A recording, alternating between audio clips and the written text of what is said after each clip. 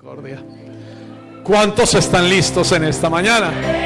Amén. Gloria a Dios.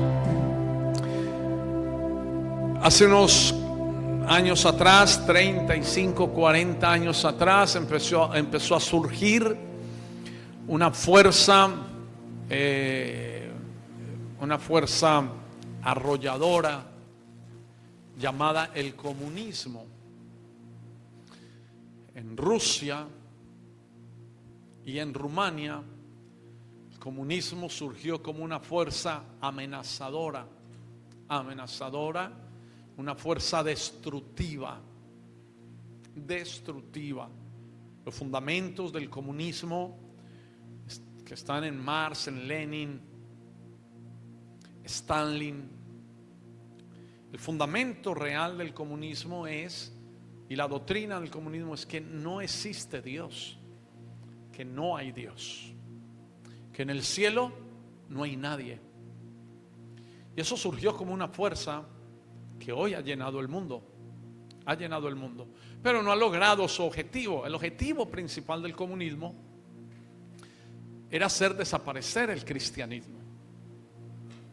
Sus líderes, yo fui de joven adoctrinado en esas doctrinas. Me tocó leer libros enteros de Marx y de Lenin. Sus líderes decían hace 35 años atrás y 40 años atrás, con mucho orgullo y soberbia, uno de sus líderes dijo: en 5 años presentaré por televisión nacional en Rusia, presentaré por televisión nacional al último cristiano que quede en la tierra como trofeo. Se programaban ellos 5 años para acabar con el cristianismo. Esas son las bases y la doctrina del comunismo, Stalin. Y llenaron Rusia, Rumania de esa doctrina, de esa idea, de ese pensamiento diabólico, satánico, quitando a Dios de todo, quitando a Dios de las escuelas, quitando a Dios de la familia. Era prohibido hablar de Dios. Este comunismo, este movimiento comunista instalaban cámaras hasta en las casas. No había privacidad.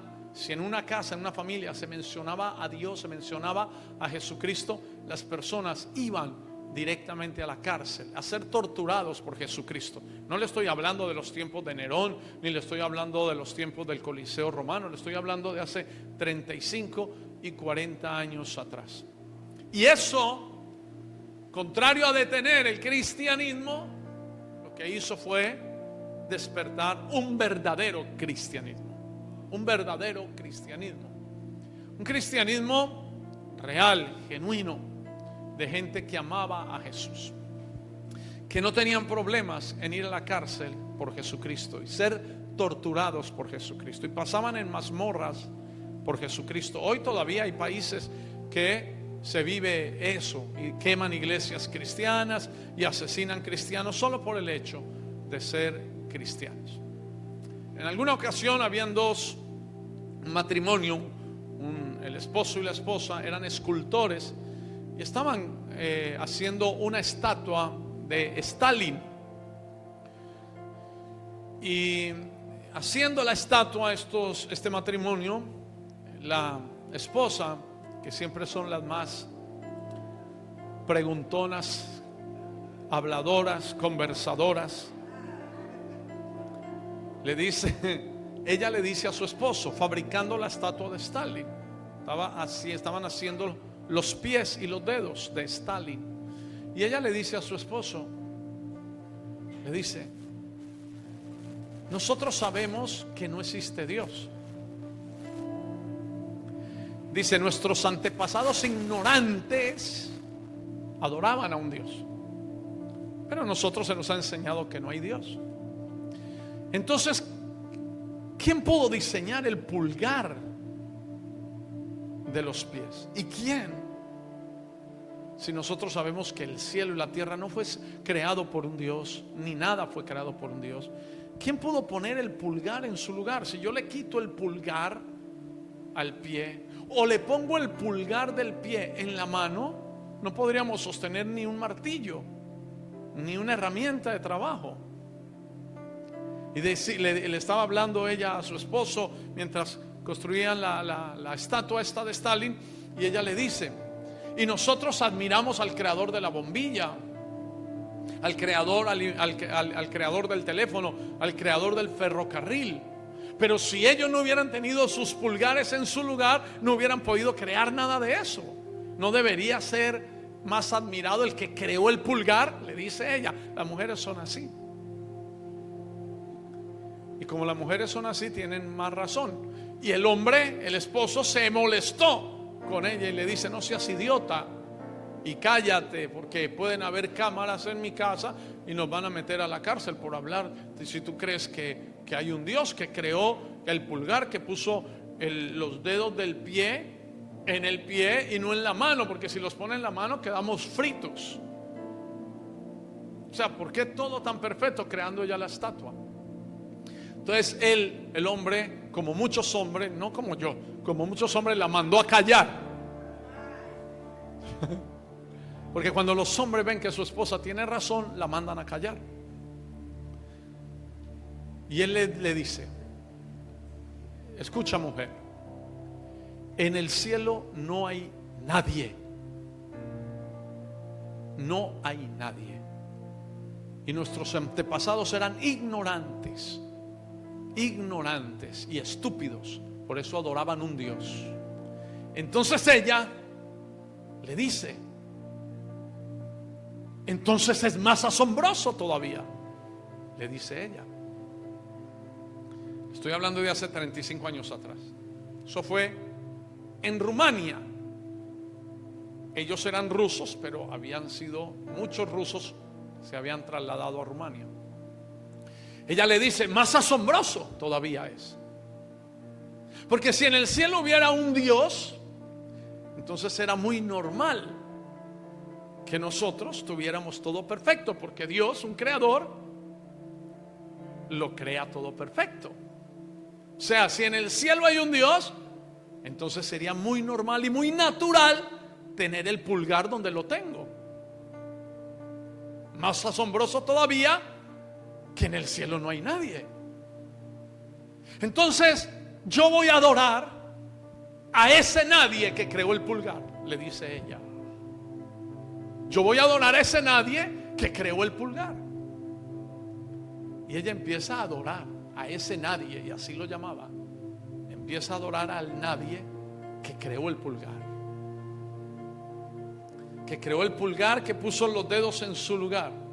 Y pasados unos años, ese matrimonio terminó adorando a Jesucristo, porque adorando a nadie se encontraron que había un Dios real. Un teniente ruso comunista escuchó de ellos en el tren, de estos esposos, hablar de Jesús. Y el teniente ruso le pidió a ella que le diera la dirección de algún pastor para que le hablara de Jesucristo. Ella le dio la dirección de un hombre de Dios que pasó muchos años en prisión en Rumania y muy torturado por el evangelio. Le dio la dirección de la casa. Este teniente ruso llega a la casa de este hermano, de este hombre de Dios, y le dice: me dieron tu dirección. En el tren, iba en el tren, en el ferrocarril, no sé, y me dieron tu dirección. Y he venido porque quiero encontrar la luz, le dice.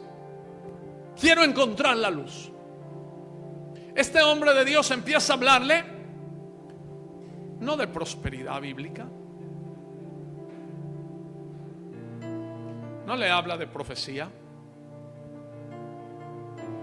no le habla del mover carismático, no le habló de la paternidad espiritual.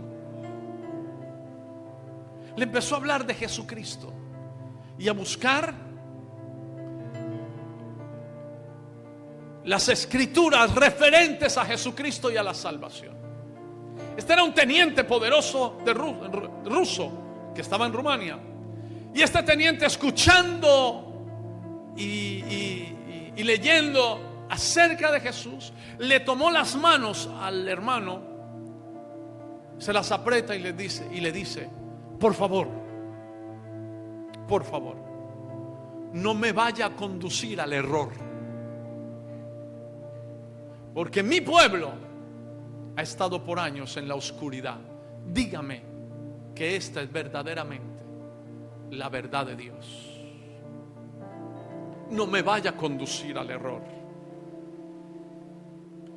El hermano, escuchando eso y viendo la necesidad real que tenía el teniente y toda Rumania y toda Rusia, le dijo, le aseguro que le hablaré solo la verdad. Y él le dijo, le pido que no me vaya a engañar. Y este hombre, el hermano, se vio obligado por el Espíritu Santo a hablarle al teniente solo de Jesucristo. Solo de Jesucristo. En Rusia, el cristianismo llegó a ser tan poderoso que todo el que se convertía a Cristo se convertía en un misionero. Todo cristiano era un misionero. Pero el único mensaje, y por eso el comunismo no pudo alcanzar su objetivo, que era terminar con el cristianismo, porque en Rusia y en los países comunistas el mensaje era uno solo: Jesucristo. Y esos hombres iban a la cárcel por Jesucristo, morían por Jesucristo, eran torturados por Jesucristo. Esposas, esposos, hijos, jovencitos eran torturados por Jesucristo. Pero tenían la verdad, tenían la luz. Y eso me ha llevado a mí a pensar y a cuestionarme. A mí, porque no puedo cuestionarlo a usted, pero cuestionado a mí. Nosotros tendremos el verdadero evangelio o nos habrán conducido al error. Porque usted a un cristiano en Rusia y en Rumania no le podía decir no se reúna. Si le decía no se reúna, más se reunían. Usted a Daniel no le podía decir no adore, no ore, porque usted le dice no ore, oraba 3 veces al día y abría las ventanas para que lo vieran orando. Usted no le podía decir a Sadrán, Mesach y Abednego, si sigue adorando a ese Dios y no adora la estatua, lo arrojamos al foso, al horno de fuego y lo calentamos 7 veces más. No le podía decir eso a esos hombres, porque ellos seguirían adorando a Dios. No les importaba.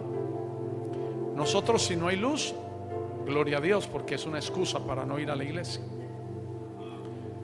Si llueve, se inundó la calle, gloria a Dios, no voy a la iglesia. Si hace sol, gloria a Dios, no voy a la iglesia. Si no hay aire, gloria a Dios, no voy a la iglesia. ¿No será que nos llevaron al error? ¿No será que en realidad no conocemos a Cristo? Porque el cristianismo que yo veo, bíblico e histórico, es muy diferente. Es muy diferente. Es muy diferente. Y todos los que han venido de la oscuridad ruegan con el corazón: enséñeme la verdad, dígame cuál es la verdad.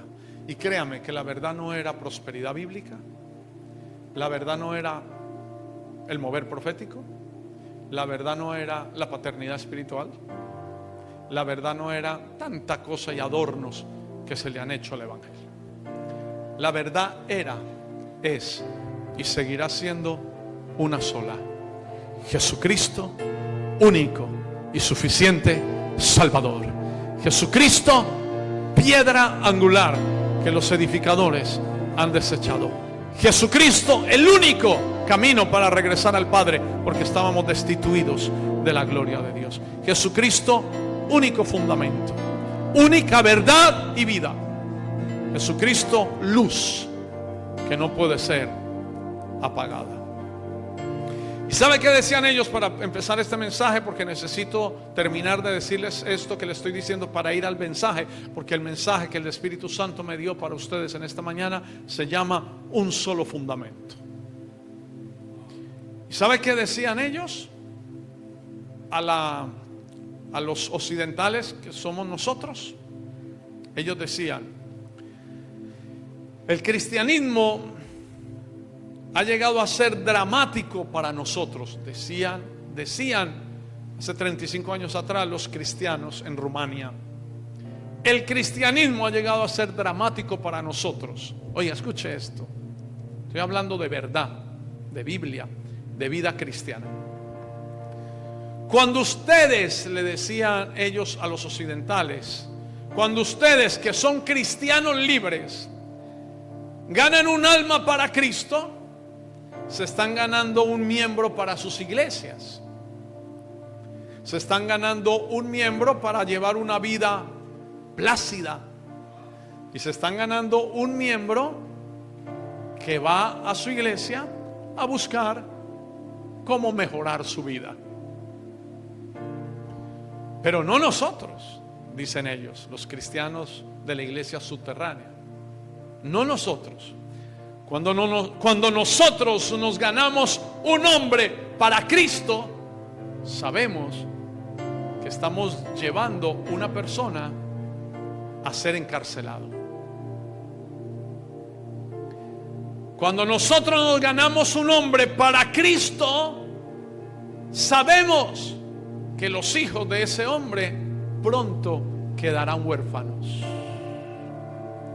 Porque nos estamos ganando un hombre para ser asesinado por el comunismo y para ser encarcelado por el comunismo. Y aún así nos los ganamos con toda la pasión. Miren la diferencia. Cuando ustedes se ganan un alma, se ganan un miembro más para su iglesia, se ganan una persona más para darle una plácida existencia, y se ganan una persona más a la que le dirán que su vida se va a mejorar. Cuando nosotros nos ganamos un alma para Cristo, sabemos que nos estamos ganando una persona que pronto va a ser encarcelada por Cristo y que pronto sus hijos se quedarán huérfanos por Cristo.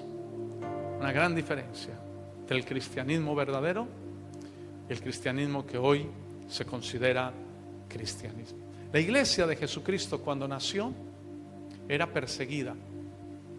Nunca la iglesia de Jesucristo ha tenido las condiciones óptimas para ser iglesia. Desde su nacimiento fue perseguida. Los primeros cristianos eran arrojados al Coliseo romano para ser devorados por fieras. En los primeros siglos los cristianos eran quemados por predicar a Jesucristo y anunciar a Jesucristo. ¿Cuántos de ustedes y cuántos de nosotros, cuántos de aquí quedarían si en nuestro país se levantara una persecución como esas para la iglesia? Cuando iban a quemar en la hoguera, gracias hijo, en la hoguera, a Jerónimo Savonarola, por Cristo, le dijeron, estaba amarrado, estaba todo preparado en la plaza pública, le dijeron: niega a Jesucristo y te damos la libertad, no te quemamos, niega a Jesucristo y sales libre hoy. ¿Sabe qué dijo Jerónimo Savonarola? Jerónimo Savonarola dijo: enciendan el fuego, porque el fuego que ustedes van a encender ahora durará 15 minutos. El del infierno dura toda la eternidad. Enciéndanlo. Lo encendieron, lo quemaron en la plaza pública. Dice los registros históricos que el aroma que salió era un perfume agradable, no olía a carne quemada, era perfume. Y él, muriendo ahí en medio de la muerte, dijo sin dolor, con una claridad, dijo, miró a todos y dijo: dentro de ustedes saldrá un cisne, se levantará un cisne que anunciará la verdad del evangelio. Años después se levantó Martín Lutero en medio de los que lo quemaron. Una pregunta: ¿usted sería cristiano?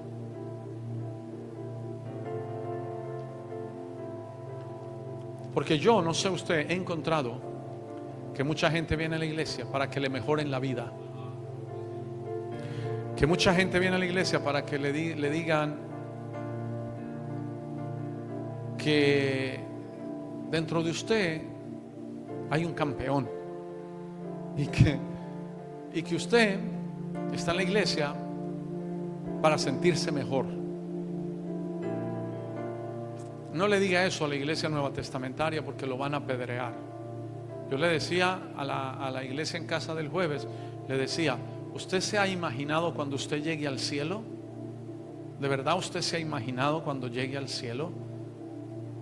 Porque usted se va a encontrar en el cielo con Pablo, con Pedro, con Juan,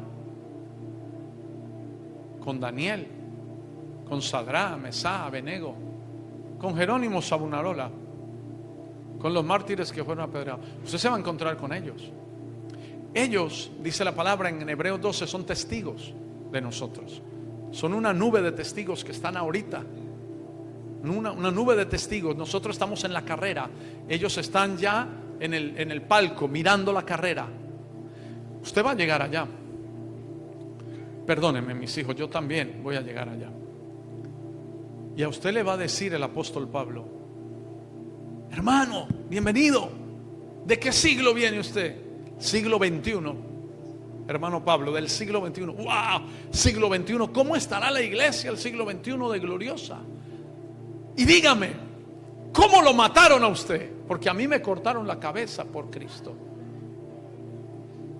Y usted se quede pensando: no, a mí me mataron. No, por Cristo no fue. Y entonces, ¿cómo? O sea, ¿cómo llegó aquí al cielo? No, pues yo estaba en una fiesta con mi familia y entraron los tiguerones dando bala a todo el mundo. ¿Cómo? ¿Ustedes no lo mataron por Jesucristo? Va a ser una sorpresa en el cielo que la gente en el siglo XXI no haya entregado su vida por Jesucristo. Una sorpresa desagradable. Pedro le va a decir a usted, porque y a mí se va a encontrar con nosotros, y va a decir: a mí me crucificaron con la cabeza hacia abajo por Cristo. ¿A usted cómo lo crucificaron? No, a mí no me crucificaron.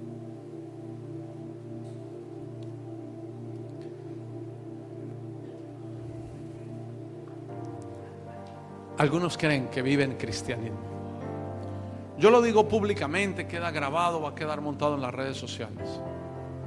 Estoy muy dispuesto y sería muy agradecido yo de que a mí me mataran por predicar el evangelio.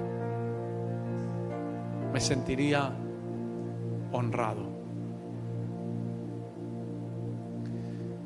Que se puso muy difícil la ciudad, muy peligrosa, y salir de los barrios era muy peligroso, y me mataron por ir a la iglesia.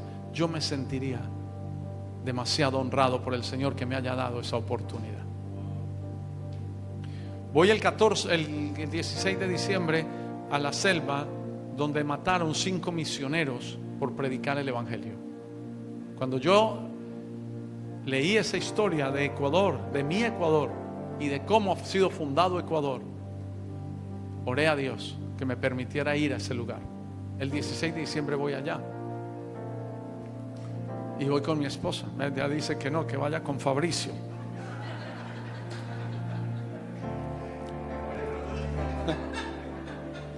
Que se mueran los dos y ahí sí mujeres al poder.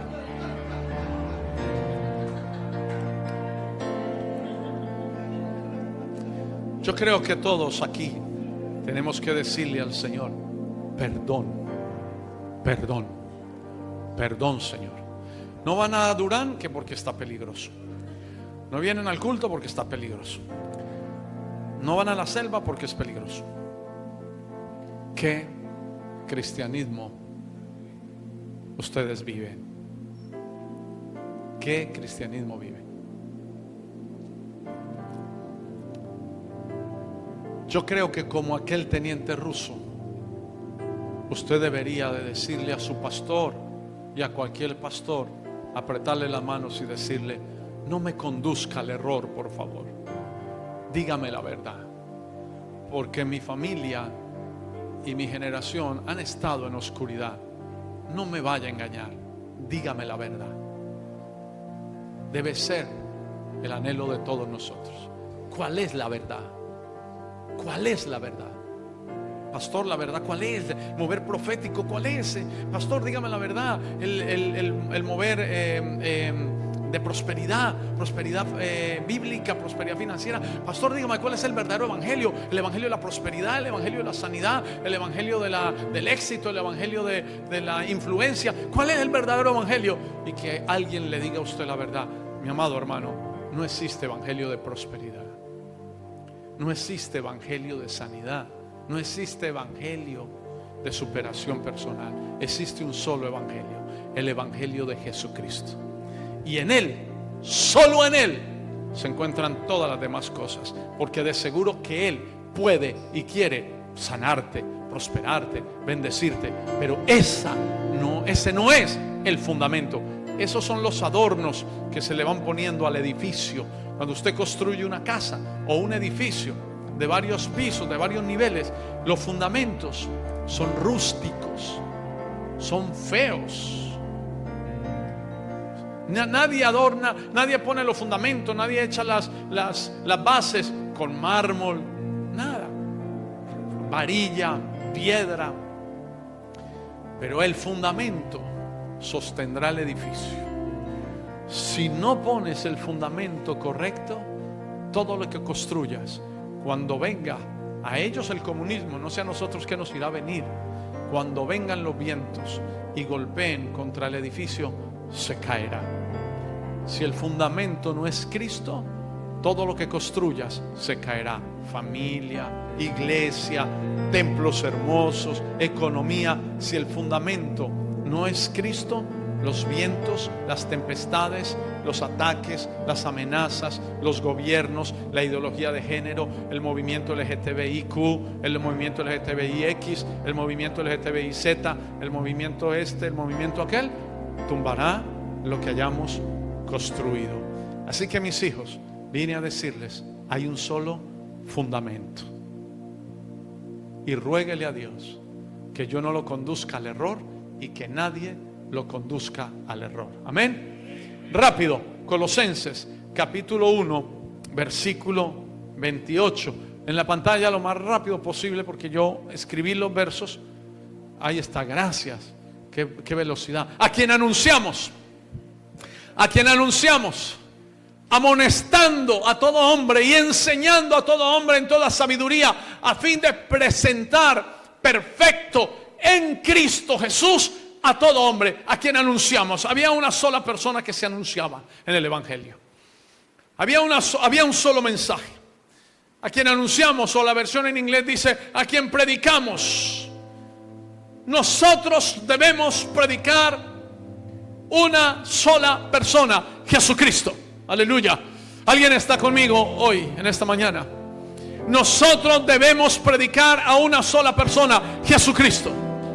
Y en Él, solo en Él y en nadie más, salvación de pecados, liberación para los endemoniados, sanidad para los enfermos, vida eterna. En Él, solo en Él, reconciliación del hombre con Dios. Porque no hay otro nombre dado a los hombres en el que podamos ser salvos. Hace 8 días el Espíritu Santo decía que debemos ser como niños. Los niños no tienen intermediarios para acercarse al papá. El niño no espera que el hermano mayor sea el intermediario para él llegar donde el papá y pedirle lo que quiere, o darle un abrazo, o pedirle que lo cargue. No permita que le pongan intermediarios entre Dios y usted. Su pastor es un instrumento de Dios, no más. Un vehículo, un canal por donde Dios envía el río de su espíritu. Una herramienta que Dios usa. Su pastor, hasta el más bonito que usted tenga, que no sé si habrá otro más bonito que yo.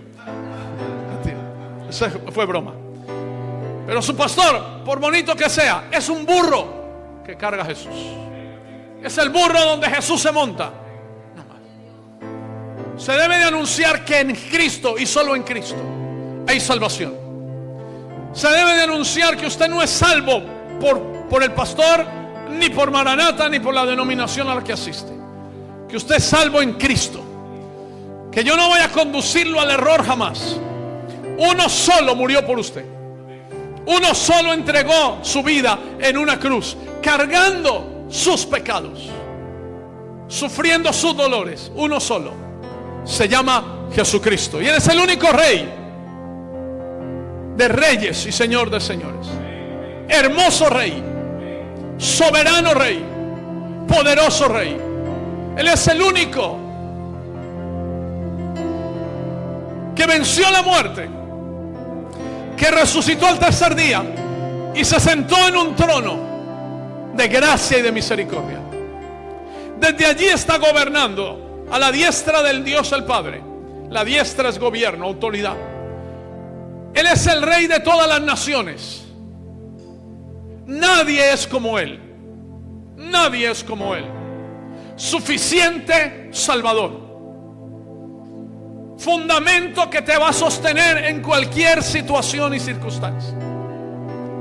El único que te va a asegurar una permanencia en su voluntad hasta el día que Él lo determine. Se llama Jesucristo. Si pones a Jesús como el fundamento de tu vida, déjeme decirle, no habrá amenaza, no habrá diablo, no habrá terrorismo en Guayaquil, no habrá terrorismo en Ecuador, no habrá crisis económica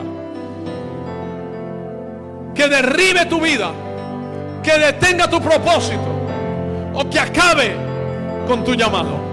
Si el fundamento es Jesús, tú llegarás al final de tus días haciendo la perfecta voluntad de Dios. Podrán disparar contra ti, y si la voluntad de Dios es que tú no mueras, sino que llegues a los 80 años predicando el evangelio, llegarás a los 80 años, porque Jesucristo es Rey de reyes, Señor de señores, poderoso, soberano, glorioso, sanador. Restaura partes del cuerpo que han sido afectadas, restaura huesos, levanta paralíticos, le devuelve la vista a los ciegos, quita el cáncer, cambia comunistas, libera endemoniados. Él, solo Él, venció a Satanás en la cruz del Calvario y lo despojó al que tenía el imperio de la muerte, despojó al diablo, venció la muerte, le quitó las llaves del Hades y de la muerte al diablo. Hoy la muerte y el Hades no trabajan para Satanás. La muerte y el Hades trabajan para Jesucristo. Eso significa que si Jesús es tu Señor, nadie puede tomar tu vida. Nadie sin el permiso del Señor podrá tomar tu vida.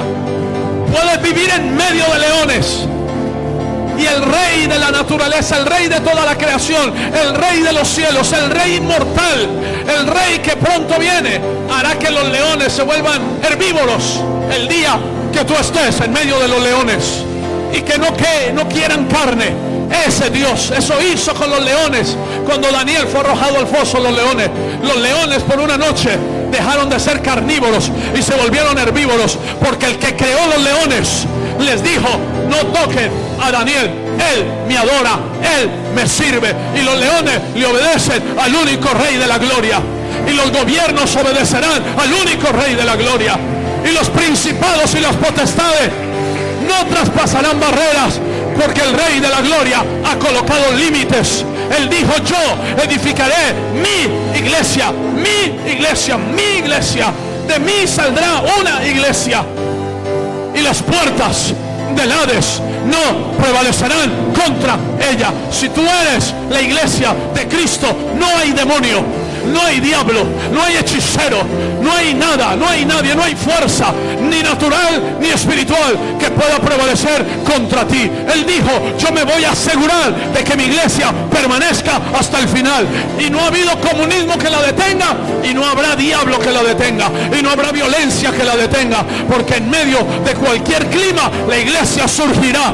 ¿Y por qué razón? Porque uno es el fundamento: Jesucristo, el Rey de reyes y Señor de señores, el Rey de este altar, el Rey de esta iglesia, el nombre admirable, el nombre adorable, el único que es adorado, el único que es admirado, el único que es aclamado, el único que es esperado.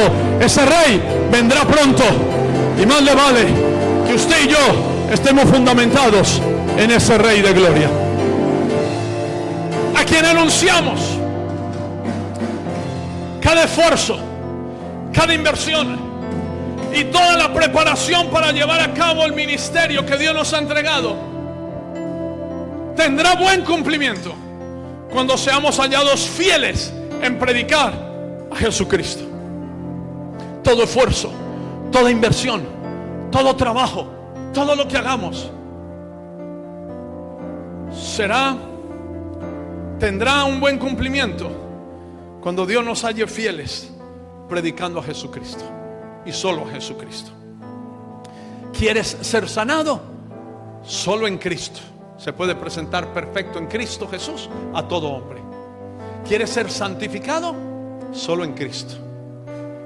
Pastor, estoy buscando la iglesia donde me santifiquen, donde me hablen de santidad, de santidad. Es que solo Cristo te puede santificar. Si usted encuentra una iglesia donde le hablen de santidad, de santidad, de santidad, y usted no tiene a Cristo como su fundamento, no se va a santificar. Moisés hablaba de santidad, de santidad, de santidad, de santidad, de santidad, de santidad, y el pueblo era más pecador,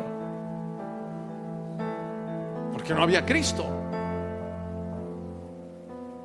Porque Moisés anunciaba la ley, no anunciaba a Cristo.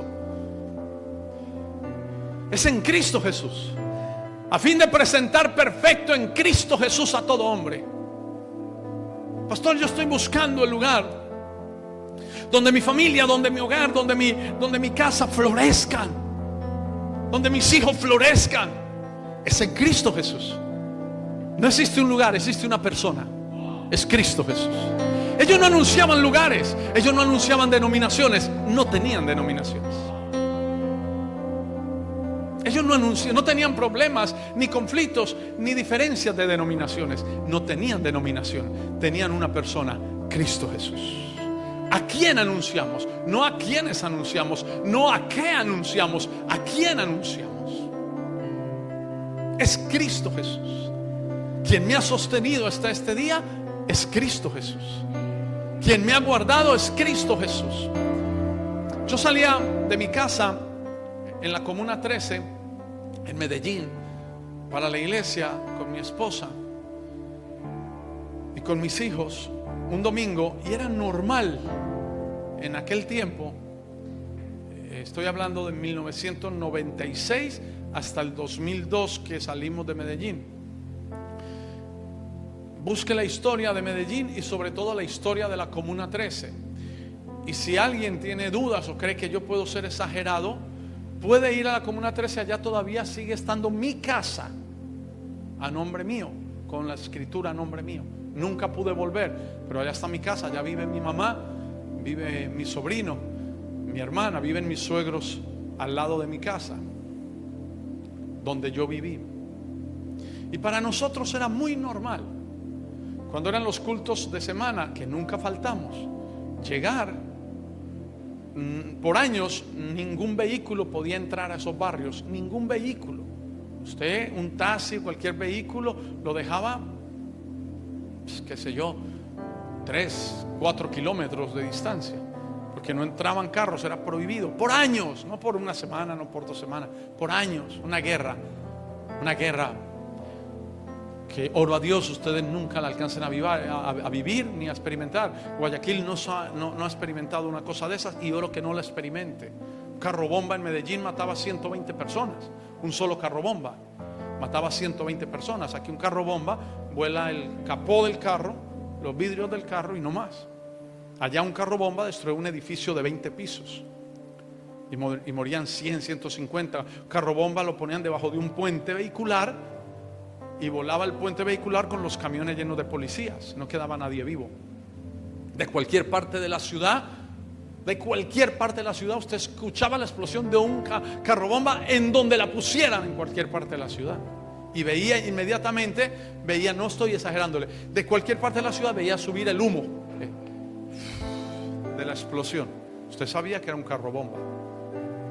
Y era normal para nosotros llegar de la iglesia, y no puedo exagerarle, como llegábamos 10 de la noche, 10 y media de la noche, siempre, no de repente, siempre encontrar 3, 4 muertos, pasar por entre los muertos, oscurísimo, porque esos barrios son oscuros, porque es una estrategia de las bandas criminales, de los grupos armados irregulares, que los barrios no tengan vías de acceso, que los barrios no tengan energía. ¿Por qué? Para poder desarrollar sus fechorías. Las vías tienen que ser muy deterioradas para evitar la persecución. Todo eso es plan de un grupo armado. Y llegábamos el barrio a oscuras, en tiniebla, y tropezábamos con un muerto. Literal, no le estoy exagerando. Todos los días, un muerto, 2 muertos. Allá no se hacían levantamientos de muertos. Allá no podía ir la policía a hacer levantamientos de muertos, ni la fiscalía. Al otro día, cuando amanecía, o los dolientes o los familiares del muerto o cualquiera del barrio tenía que coger el muerto, montárselo al hombro o montarlo en un carro de los que viven ahí en el barrio, que podían entrar sus carros, y sacar los muertos 3 kilómetros abajo y tirarlo en una calle para que vengan y le hagan el levantamiento. Y así vivíamos, y así servimos a Jesús, y así íbamos a la iglesia. Dormíamos debajo de las camas, ¿cierto? Muñeca. Yo le pregunto a mi esposa, porque de pronto le creen más a mi esposa. Como hay más mujeres, las mujeres le creen a la mujer. Muñeca, dormíamos debajo de la cama. A los niños los poníamos debajo de la cama, porque siempre entraban las balas toda la noche. Siempre era una guerra entre guerrillas y paramilitares en el barrio. Entonces era tra, y siempre entraban las balas a la casa, a todas las casas. Gente moría en el baño, bañándose, duchándose para ir al trabajo. Entraba una bala y ahí quedaban muchos en las camas durmiendo. Nunca salimos de allí. A una de las personas a las que yo le prediqué el evangelio de Jesucristo, un amigo mío de infancia que estaba en la cárcel, le predicamos el evangelio en la cárcel. Milagrosamente salió de esos milagros que Dios hace, empezó a ir a la iglesia, se ponía su traje, su corbata y bajaba con nosotros los domingos para la iglesia. Era un barrio popular y uno bajar de traje y de corbata era un ridículo, porque si usted vive en un barrio popular donde lo único que hay es pobreza y usted baja de traje y corbata, usted es el hazme reír del barrio. Y bajábamos de traje y corbata, y un día, un domingo, salimos de la iglesia, él se desapareció. A los 8 días apareció muerto, le arrancaron las uñas, le arrancaron la lengua, tirado por haberse convertido a Jesucristo y haber dejado el grupo armado al cual pertenecía. Un domingo en la tarde salimos del culto con otro, el que yo le prediqué el evangelio.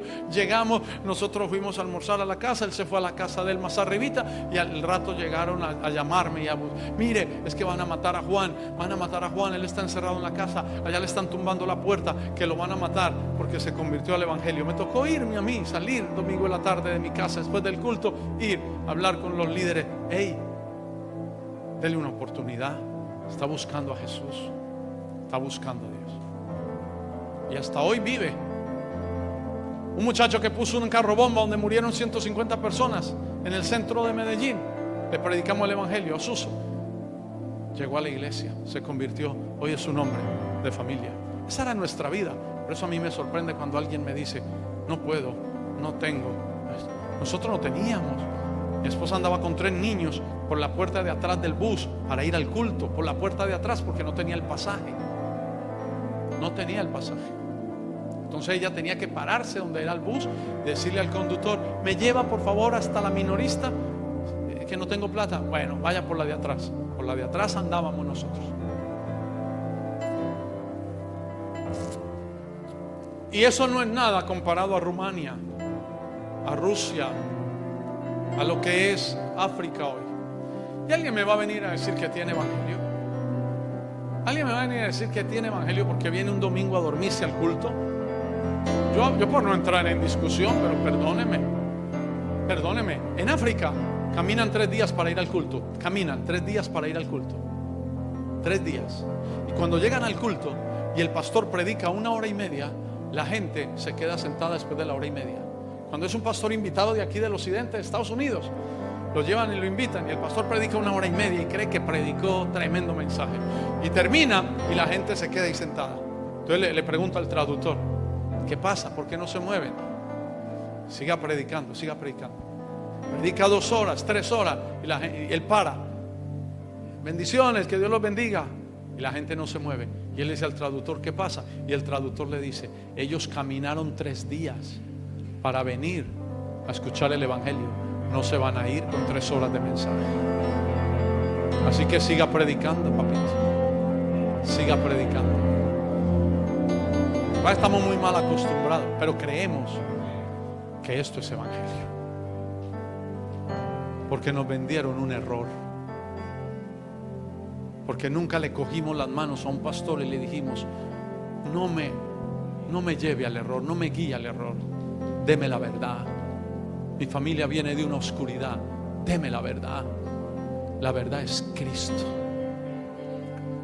La verdad es: vive para Él, ámalo a Él, sírvele a Él, búscalo a Él. Yo hoy le dije al hijo mío, a Daniel, lo llamé por la mañana, viniendo yo para la iglesia. Le dije: hijo, si quieres quedarte en la casa, quédate. A la iglesia no hay que ir.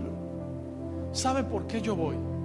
Yo no voy porque mi papá esté en la iglesia, mi tío, mi tía, o porque mi mujer me haya traído. Dios me libre. Yo voy a la iglesia porque Él es todo para mí. Él me lo dio todo. Tengo una seguridad de que voy al cielo por Él. No iba al cielo, iba al infierno. Mis pecados nadie podía perdonarlos. Yo hubiera podido tener todo el dinero del mundo y pagar por mi redención, y nadie me hubiera aceptado dinero para redimirme. No hubiera alcanzado. Él lo hizo con su sangre. ¿Y sabe qué tengo yo? Agradecimiento. Cuando Pablo iba camino a Damasco buscando cristianos para asesinarlos, porque así empezó la iglesia, tenía cartas de los gobernantes para asesinar cristianos. Se le apareció una luz del cielo, lo rodeó y lo tiró al piso. Hace falta que nos tumben al piso. Hace falta que la gloria de Dios nos arroje al piso y nos tumbe de los caballos de orgullo, de soberbia, de comodidad, de conformismo económico que tenemos. Yo no sé si este mensaje vaya a ser muy agradable. Se me olvida que estoy grabando. A veces es mejor cuando no hay energía, porque no hay estas grabaciones. Y lo arrojó al piso. Hizo 2 preguntas el apóstol Pablo. Era Saulo de Tarso. Hizo 2 preguntas. ¿Quién eres? ¿Quién eres, Señor? Y la voz le dijo: yo soy Jesús, al que tú persigues.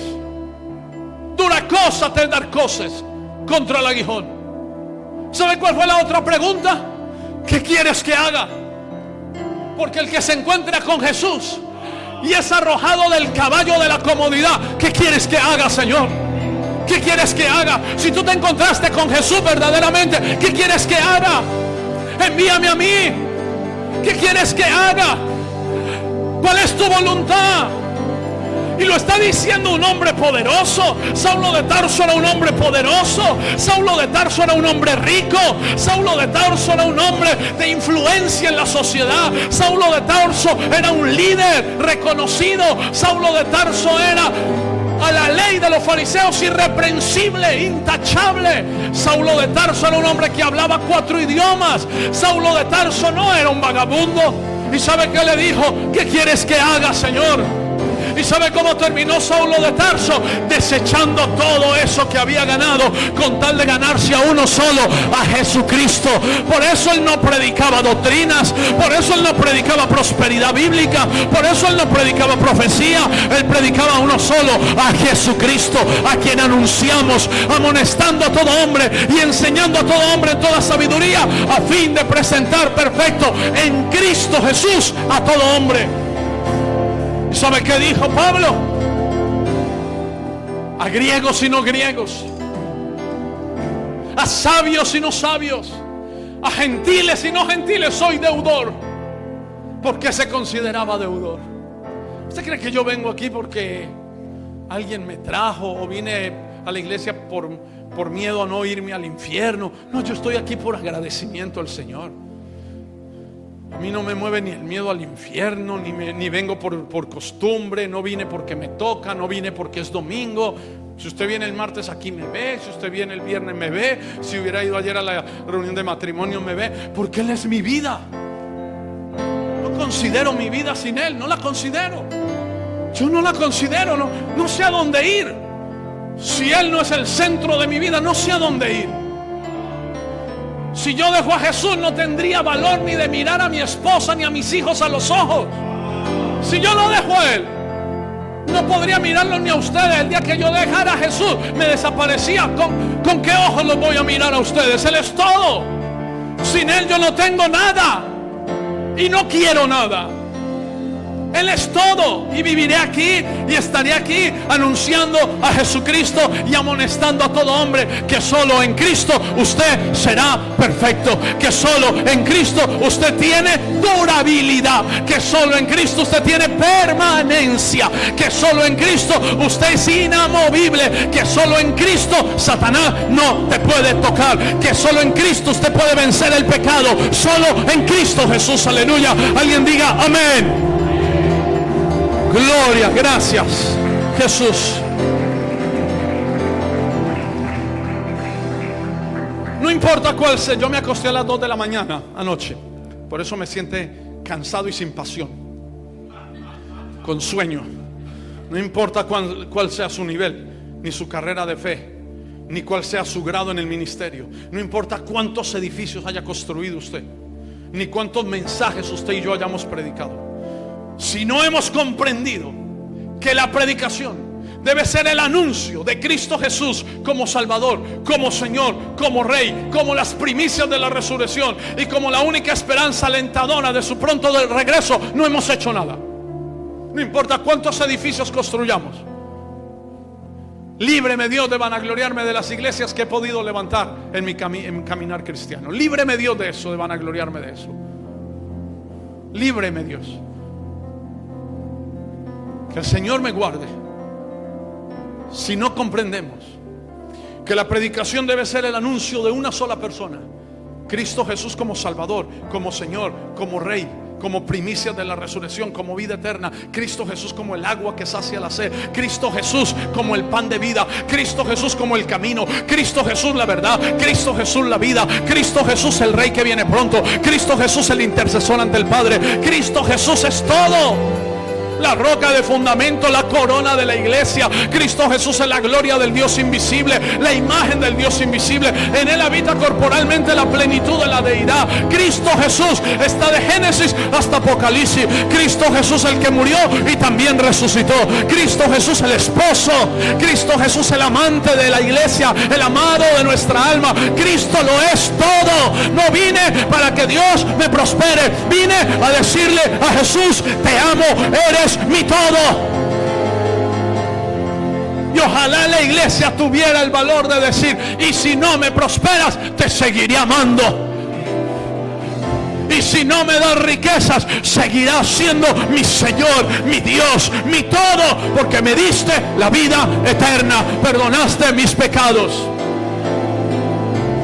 Hay un peligro cuando nos conducimos por el error. Porque si yo busco que Dios me enriquezca y que Dios me prospere, el día que no vea riquezas y que no vea prosperidad, me voy a apartar de Dios. Si Él quiere que me prospere, y si no quiere, ¿qué le hace? No importa. Lo tengo a Él. Lo tengo todo. Lo tengo todo. A veces cantamos cosas que ni vivimos, ni creemos. Cristo Jesús, eres mi plenitud. Cristo Jesús, eres mi plenitud. Cristo Jesús, eres mi plenitud. Si te tengo a ti, lo tengo todo. Mi amado, mi tesoro. Fuera de ti, nada deseo, Señor. A veces cantamos cosas que no creemos. Hubo un tiempo donde hubo una sequía en África, una sequía de años, Y un pastor muy joven empezó a orar por lluvia. Y Dios lo dirigió a reunir todos los pastores de la ciudad, todas las denominaciones, a hacer una campaña al aire libre para orar por lluvia, porque hacía años que no llovía. Este pastor joven logró, que no es fácil reunir los pastores y unirlos, y reunió los pastores de diferentes denominaciones en una llanada. Se reunió mucha gente para una campaña para orar por lluvia. Llegaron todos los pastores, llegaron todas las iglesias, hubo ministración, hubo adoración, hubo predicación. Y cuando llegó el momento que era de la oración por lluvia, entonces invitaron a este pastor joven a que dirigiera la oración por la lluvia. Todos estaban a la expectativa y se paró el pastor joven, se quedó mirando a todo el mundo. Había mucha gente en una planada y se quedó mirando, cerró los ojos y la única oración que dijo fue: Señor, aumentanos la fe. Se bajó. Mire, los pastores se molestaron, todo el mundo se molestó, estaban esperando una oración, intercesión por lluvia. Al siguiente día hubo una reunión de pastores y le convinieron a él y le reprocharon: pero si hicimos este evento para orar por lluvia, ¿por qué no oró por lluvia? ¿Por qué no pidió lluvia? ¿Por qué la única oración que usted hizo fue: Señor, aumentanos la fe? Y el muchacho, el pastor joven, le dijo a los pastores: es que cuando yo me paré ahí, yo miré y vi que nadie tenía paraguas, nadie tenía sombrilla. Vinieron a orar por lluvia y no creían que iba a llover. Entonces yo lo único que le pedí a Dios: Señor, aumentanos la fe, porque la gente ora por lluvia y no cree que va a llover. Y así hay gente cantando: Cristo Jesús, eres mi plenitud. Y cuando les falta pescado en la nevera, ya Cristo Jesús no es la plenitud. Cantamos y predicamos cosas que no creemos. Quiero terminar sin empezar este mensaje, porque son como 1, 2, 3, 4, 5, 6, 7 hojas. Y no voy a empezar ni la primera. ¿A dónde es? Voy a terminar diciéndole lo siguiente. Voy a terminar diciéndole lo siguiente. ¿Cuál es el secreto? ¿Cuál es el secreto para que la construcción se mantenga firme? ¿Cuál es el secreto para que el edificio tome la forma de su Señor y no de su pastor? ¿Cuál es el secreto para que el mensaje sea efectivo, transforme las vidas y trascienda el tiempo y la eternidad? ¿Cuál es el secreto? Son 1, 2, 3 preguntas que me hice a la 1 de la mañana. ¿Cuál es el secreto para que el edificio, con todos sus adornos, no se caiga y se convierta en ruinas y vergüenza? Porque muchos edificios después de años se han caído. Muchas vidas después de años de decir que han caminado en Cristo han caído, se han convertido en ruina y vergüenza. ¿Cuál es el secreto? Vuelvo y le repito las preguntas. ¿Cuál es el secreto para que la construcción se mantenga firme? Para que tu familia se mantenga firme. Para que el hogar que estás construyendo se mantenga firme. Para que la iglesia se mantenga firme. Para que tu vida que estás construyendo se mantenga firme. ¿Cuál es el secreto para que el edificio tome la forma de su Señor y no de su pastor? ¿Cuál es el secreto para que el mensaje sea efectivo, transforme los corazones y trascienda en el tiempo y en la eternidad? ¿Cuál es el secreto para que el edificio, con todos sus adornos y con todo lo bello que podemos construir una iglesia, no se caiga y se convierta en ruinas y vergüenzas? Este es el secreto. Hechos 5:42. Hechos 5:42. No hay otro secreto.